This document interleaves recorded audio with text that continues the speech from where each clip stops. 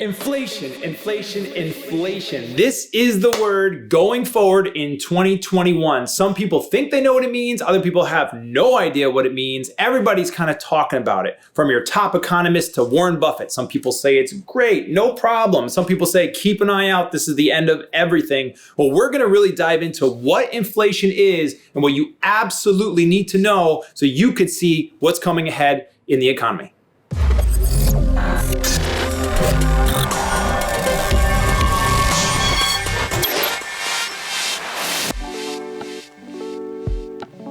So inflation, it's one of those weird words. It's economy driven. Guys like Warren Buffett talk about it all the time. CNBC, it's on those channels. I don't really care. It doesn't really affect me in my day-to-day life. But wait a minute, hold on. I look up and why are gas prices up 49.6% in the last 12 months? Why is beef up 20%? Real estate up almost 40 to 50%. Lumber up 50%.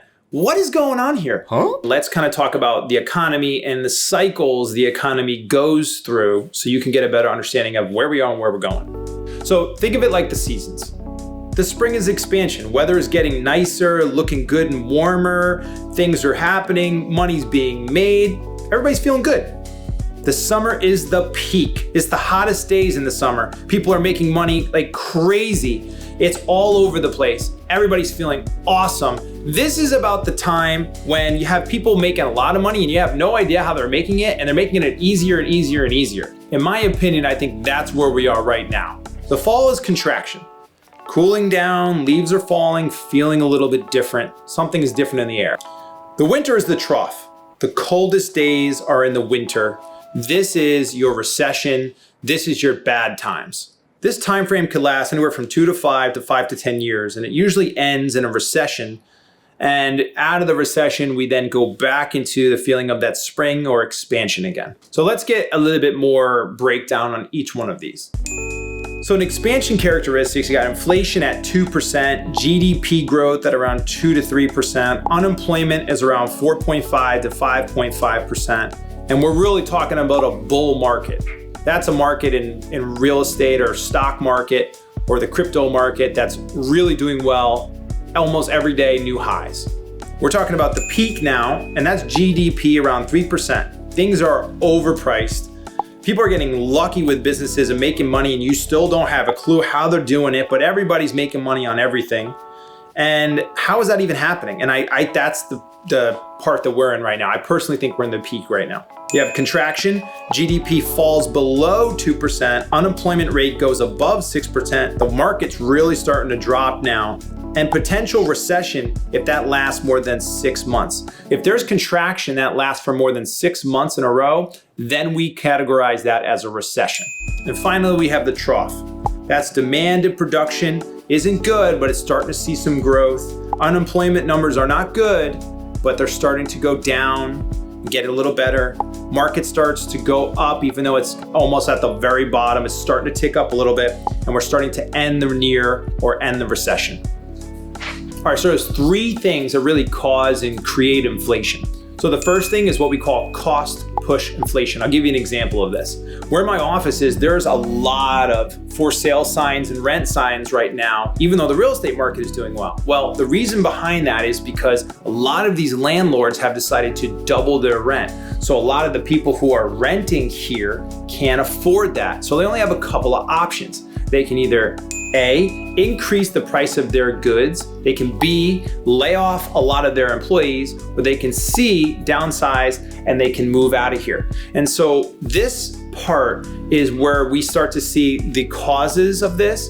The second one is called demand pull inflation. And this is like what Donald Trump did. Basically deregulated everything, cut taxes on everything, and it allowed for a lot of these businesses and corporations to have more money readily available so that they can go and spend it. Something else that happens during demand pull inflation is, let's say I have a product and I have 1,000 products. And each one of these products is $1,000. Well, since there's more money now, people go and they buy these products a lot faster. So I'm gonna run out of these products fast. So what I do is I increase the price to help slow down the speed at which these products are leaving my hand.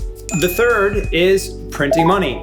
We're seeing it now. That's your stimulus checks. That's where the government comes in, prints a ton of money, sends it on over to you. We actually printed $6 trillion of money in this country and sent it out. And it's weird because it makes people feel like, did we just actually go through a recession? Did anything just really happen? Because I still have this money in my hand. And I know times were supposed to be bad, but I feel like I never lost any money or had it the whole time.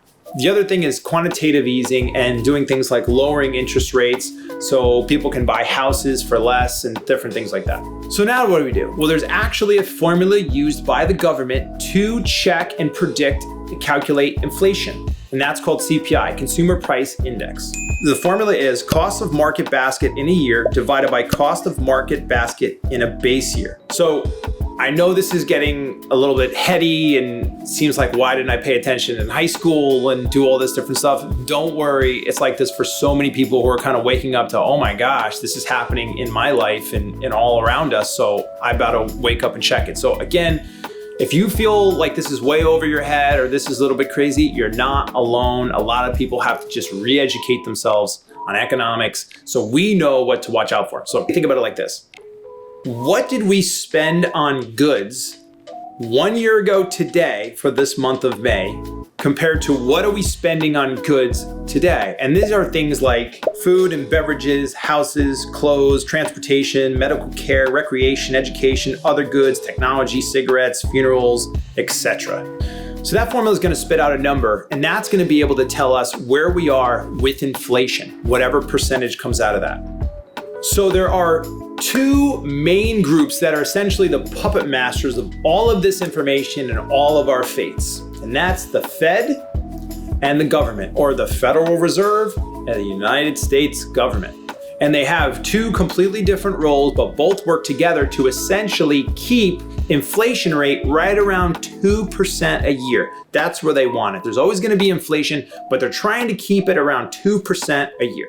So what's the Federal Reserve do? Well, they are in control of the interest rates. They lower the interest rates when they believe times are bad. The last 10 years, we've seen a super low interest rate because the Federal Reserve believes that we're not in good times. We've kept it low, and that's a signal that the Federal Reserve still believes we're not in great times.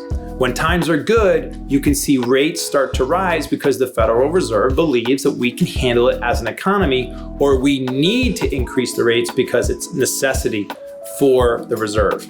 So this is a super important stat, very, very important. There are 6,000 small banks in America. 80% of those 6,000 are actually held in the Federal Reserve's holding company.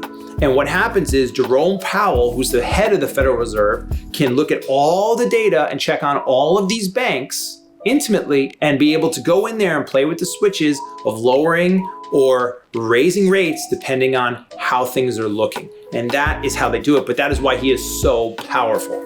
The second group is the government. Now, this has become more and more politically driven. What these groups do is they come in, politicians usually have agendas. So Democrats usually talk about raising taxes to give more funding for subsidies and different infrastructure, whereas the Republican Party talks about lowering taxes and having more money in people's and businesses' pockets in order for them to spend it for more economic growth. So depending on which party you have in there, they have different agendas for either raising or lowering taxes. The government also does stuff like quantitative easing and also decides on the infrastructure packages that they're going to choose and go with. So why is this so important to understand about inflation? Well, we're going to get into the meat of it right now. Back in 1981 to 1982, we had Ronald Reagan coming into office. We just defeated Jimmy Carter. Things were totally different. I remember my dad telling me about the first time he bought a house and the interest rates. Well, really studying it, the mortgage interest rate on a 30-year fix was 18.2%. That's crazy. Can you imagine going in and getting a 30-year fixed mortgage on a house and having to pay 18.2% of it on it? That's craziness. But that's the way it was then. Unemployment at that time was at 10.8%. The Dow Jones hovered at 1,000 for nearly 2 decades. That's insane. Right now, we're so used to 21, 25, 30, 31, 32, 33, 34, 35. We're seeing all this growth. Back then, it was 20 years of hovering at 1,000. That's an example of what it's like during high inflation times. So basically inflation is 2 to 4%. That's really been like our last 2 decades here. Deflation is negative inflation. Prices in economy are falling. That means it's not looking good. That's when things start to become a lot less expensive, cheaper. That's not a good sign. Hyperinflation is the worst. This is Armageddon. This is really bad. That's where there's 5 to 10% a day or more and 50% in a month or more of inflation.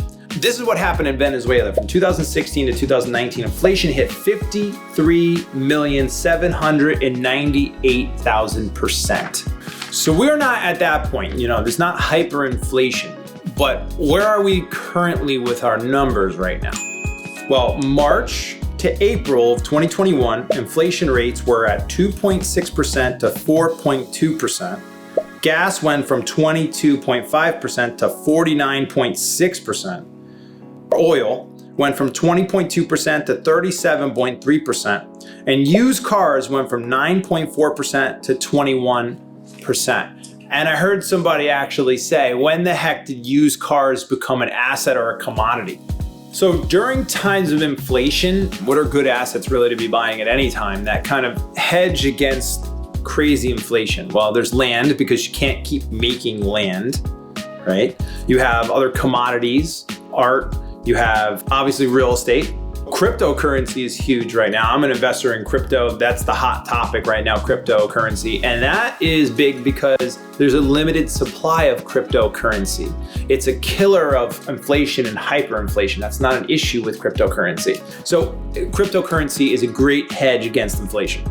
Stock market, stock market is always a good way to hedge against inflation. It's a good investment. And then the other thing is lumber. Prices like that stuff where it's a finite amount. That's another good purchase to make during inflation. So we learned a ton about inflation today. So invest wisely, educate yourself, keep watching these videos, subscribe, comment, like. And if you're questioning a lot about what does this have to do with something like real estate, well, I have said this before. The thing that you need to be watching out for in the real estate market right now is those interest rates. Watch what's happening with the interest rates. When the interest rates start to go up, that is a cooling down of the prices or sale prices, because it's going to push away a lot of the buyers. So keep an eye out for interest rates. Until next time, everybody, Mike Ferraro, LLA, take care.